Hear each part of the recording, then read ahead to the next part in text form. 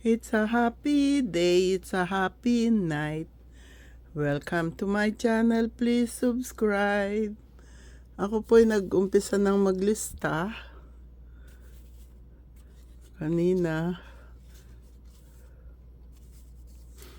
Marami na rin po akong nalista. Kaya lang, marami rin po akong gagawin ngayon dahil Sunday. Nagtatapon po ng pagkain na 1 linggo na sa ating ref. Ayan po. Marami na akong naitapon. At kahit mga tinapay, pagka 1 week na po siya, tinatapon ko na. Mga ulam po na 1 linggo na sa aming refrigerator, inaalis ko na, tinatapon ko na. Kaya mga gulay-gulay na lang po natira dyan. Yung niluto kahapong isda, kakainin ko po ngayon yan. Tinapay. Yung aking suman, kadidefrost ko lang, galing sa freezer. At yung mga maruruming yan, ako din po maghuhugas niyan. Marami pa akong ilalagay na lumang pagkain dyan.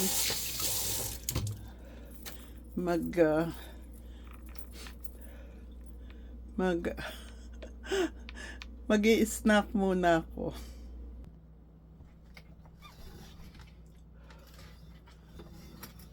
Kakain muna ako strawberries. Dito ko lalagay itong aking cellphone para kahit dumating si Ron, meron siyang dadaanan. Ayan. Yung sinasabi kong ako'y magtatamad-tamaran, hindi po nangyayari yun. Kasi kanina, bumaba ako dito ng 3:30 para hindi ma-istorbo si Ron sa kanyang pagtulog. Dahil yan magising 8:30, 9 o'clock na. Kakain muna ako ng strawberries or kahit anong prutas dito. So, marami na po ako nailista. At thank you sa aking mga bagong subscribers. Si Alona Vasquez, masipag siyang magko-comment. Kaya malaki chance niyang manalo. Ayun nga po. Sabi ni Jenalyn, okay naman daw sila, hindi na sila bumoboto kasi nadadaya naman. Pero mas maganda yung boboto kayo, makakadami. Lalo na kung matinong tao ang inyong iboboto. Hindi ko sinasabing masama ang mga kandidato, pero piliin nyo yung makakatulong sa ating bansa at sa ating mga mamamayan, lalo na seniors. Alam nyo po ba, 60% ng mga seniors dyan sa Pilipinas sa ibang bansa naglalagay kasi dito merong health insurance. Marami pong libreng mga pagamutan, pati mga gamot libre kahit wala silang health insurance. Alam ko po dahil matagal na ako dito sa bansang ito. Dapat naman ang ating gobyerno asikasuhin yung mga seniors para kagaya namin. Ako gusto ko po dyan na mag-retire sa Philippines, pero kung hindi po tinatanggap ang aming Medicare dyan, yung TRICARE for Life sa St. Luke lang siya tinatanggap, paano po pag kailangan namin? Kasi dito iba yung doktor namin sa heart, iba yung doktor sa mata, iba yung doktor sa ENT. Si Ron may doktor din yan sa sa skin. marami na pong inalis na ano sa mukha niya kasi may mga cancerous. Kaya yun po ang sana mangyari dyan sa Pilipinas, na kami mga senior citizens mapayapang makakapamuhay dyan. Kung sakali mang magkasakit kami, meron kaming pupuntahan na mga doktor na tatanggap sa aming Medicare. Sana po tanggapin na yung Medicare namin dyan. Yung po bang kagaya dito, kahit saan doktor ka pumunta, pero kailangan, isa lang talagang primary doctor natin. Kami si Dr. Mary, ang primary doctor namin. Yung sa ngipin, sa mata, sa balat, ibang doktor po yan. Uh, yun ang yun ang hinahanap po naming mga senior. Yung mga ayaw bumoto, bumoto kayo kasi piliin niyo yung kandidatong makakatulong sa atin. Okay po. Marami pa akong gagawin. Yung mga itatapon ko mga pagkain. Pagka 1 week na po, tinatapon ko na. Kahit tinapay, kahit na niluto ko, kahit na ano, kagaya ng pansit. Wala po akong ganang kumain nung nakaraan. Si Ron lang ang kumakain. Di naman niya kayang ubusin. Kaya yun, tinapon ko na. Kaysa magkasakit po, mas mabuti yung itapon. Pagkaluto ko, sana bibigyan ko yung mga kalapit ko rito. Wala po akong gana nung nakaraang week. Wala akong energy. Wala akong lobat ako. Ngayon naman po, ganun pa rin. Sana manumbalik yung aking lakas.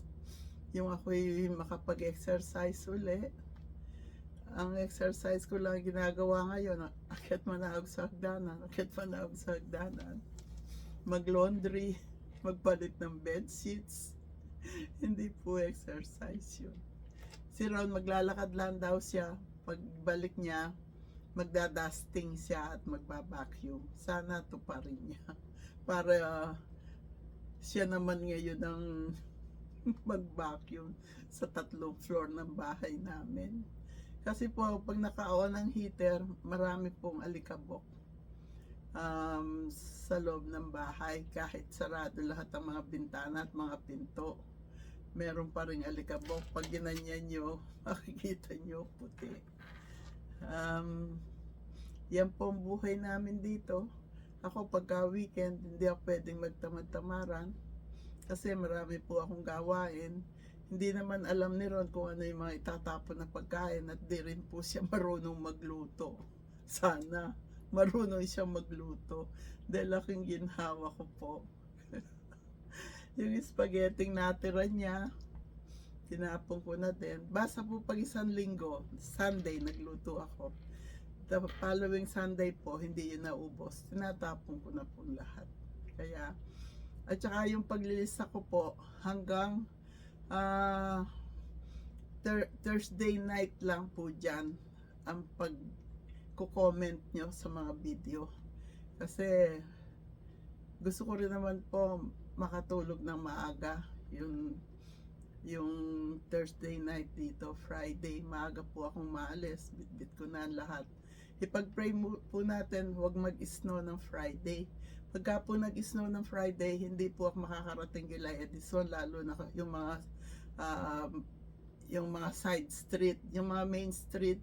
Nung Friday, walang chance na yung salt truck, walang chance na makapag-spread ng salt sa mga daan, kaya madulas po ang karsada, maraming accident. Thank God po, ako'y nakauwi ng maayos. Kung kahit na po meron tayong live stream ng Friday, hindi po pwede kasi malayo rin po ang bahay nila Edison dito. Pagkagaling ko sa trabaho, may meeting place kami ni Ron. Doon kami nagmi-meet. Pagkatapos noon, susunduin ko siya. Magsesend ako ng pera para sa live stream at saka kami pupunta kila Edison. Marami pong driving ang ginagawa ko. Kaya, lalo na Friday po. Pag Friday at nag-snow, hindi po tayo makakapag live stream. Yung tirahan nila Edison parang heal din siya. Pag nadulas ka sa gilid, alam niyo po ba, ang deductible ay $1,000 pagka ako'y nadulas. At i-repair yung kotse. Ang babayaran ko po, automatic, kailangan $1,000. Yung po ang deductible. Kaya kailangan maingat po sa pagdadrive. Yun lang po. Ako'y nag-umpisa ng magsulat ng mga pangalan nyo. I will continue throwing away bad food. And Ron said, he will do dusting and vacuuming. Right, honey? Yep. Oh, you promise? Yay, thank you. Please do thoroughly. You know, I don't like dust. I'm coughing. When you do dusting, do it thoroughly, okay? Yeah. Yes, please, because you know, when I inhale dust, I'm coughing. Kaya, I'll take care of it. okay, thank you, honey. And I will continue cleaning the refrigerator, throw away bad foods, and I will start cooking also for this coming week. Okay, happy day, happy night, happy life, happy, peaceful, healthy, and blessed world to all. Thank you, thank you. You're so very kind to us. Thank you. God bless us all.